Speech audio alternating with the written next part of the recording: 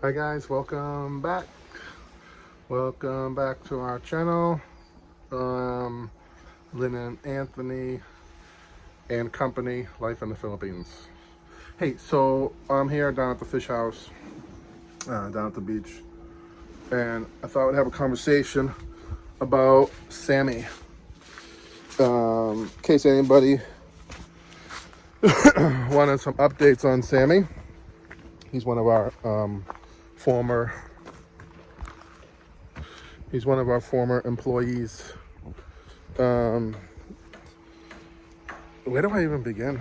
We were coming back home from one of our road trips, and look at the view. So we were coming back home from one of our road trips, and the policeman at the checkpoint said, "Hey, guess what? Sammy's in jail." And Lynn's like, "What happened?" And he said, he's been arrested for drinking, for being drunk, and so that's it. He's in jail. I don't know for how long, but Lynn and I were thinking about going down to the jail and bringing him some food because, the jails here, they don't give you food. You have to have someone bring, a relative or somebody bring you the food.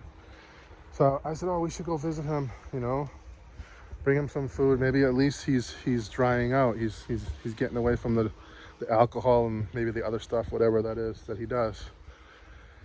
So, but then, then I second guessed it and thinking, maybe that's not such a good idea.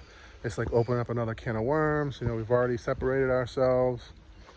But I'm always thinking about him, I'm always thinking about poor Sammy. But to be honest with you, our life's been very peaceful without him. And the problem with Sam is the gossiping. You know what? I can deal with the drinking.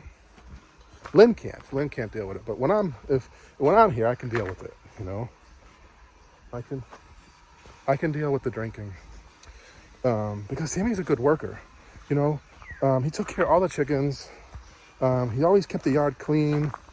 He always cleared the weeds. I didn't have to tell him to do anything. I never once had to tell him do this, do that. He just did it.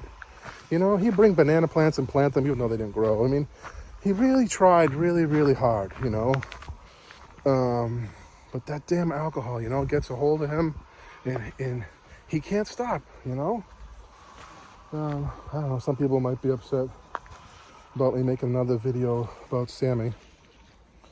But I want to let everybody know that he's in jail. And maybe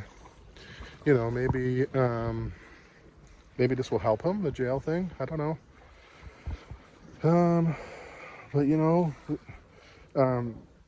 But when Sammy was here, we had so many chickens. He took unbelievable good care of them. Now, we can't raise any chickens. We have eggs that don't hatch. We have chicks that die. They go missing. They get eaten. They get killed. Whatever. But we can't seem to reproduce any more chickens. And when Sammy was here, we at any one given time during the week, you'd have 30, 40 chicks in the box. We constantly had a rotation of chicks going into the box, growing up, coming out of the box, going into the the raising pen, where they get bigger. And we haven't put a chick in the raising pen in like 3 months. So it's not good. So, and then we need jackhammering done. We can't find anybody to do jackhammering. He's like the best jackhammer guy you'd ever could imagine. So there is the aspect of not having him. I do feel it, in some of the things that he used to do. But what's the trade-off? What's the trade-off? He was running around even before we knew all the gossip about him. He was running around gossiping, all the neighbors. And I don't think he meant anything malicious by it, but that's just the way he is. He's like a gossip hound, just telling all the people, wow, they're so, because when we had the Airbnb, he was blabbing his mouth about how busy we were and, how many guests we had. And, that's not good here, because people get jealous about stuff like that, and, if we go to Penglao, if I took him to Penglao to help me do some shopping for the house, the construction stuff, he'd tell everybody that we were looking at property, that we were buying property in Penglao, just to make everybody jealous. Things like that was causing friction. So I guess I should say that having him around, because of his habit of not only drinking but also gossiping, and caused a lot of friction with the neighbors.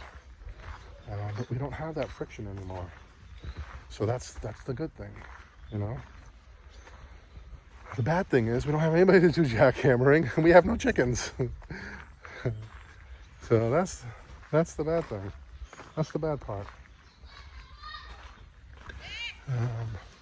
It's so pretty here. Look at this. Take a look at this view. This guy out there in the boat, he's singing, "Joy to the world, the Lord has come." He's singing. That's just a paddle boat. No motor on it.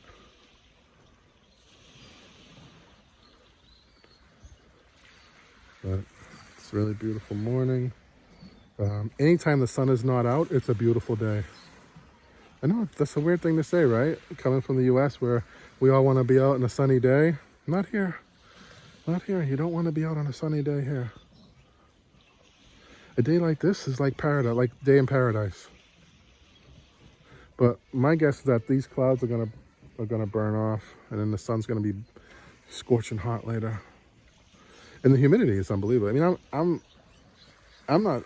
There's no sun, and it's early in the morning, and I'm already sweating like a bastard, like a bat out of hell. So let's look at our beach.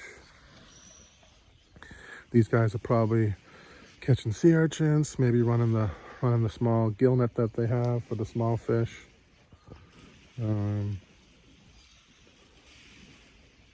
That's why these reefs are all beautiful, but they're all picked clean. There's no fish on them because they harvest all the fish before they have a chance to grow. It's just the way the Philippines are, guys.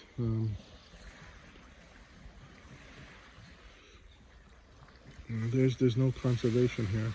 I mean, there is. There's the I don't know if you can see it, but there's the whole line of buoys out there. That's the fish sanctuary. Not allowed to fish in there. But, at night they got people stationed here watching the fish house all night long. Or they have a boat that goes out there and sits by the fish sanctuary all night. So it comes at a cost. They got to pay someone to do that. The barangay has to pay someone to watch all the fish and stuff like that. Look at all the papayas.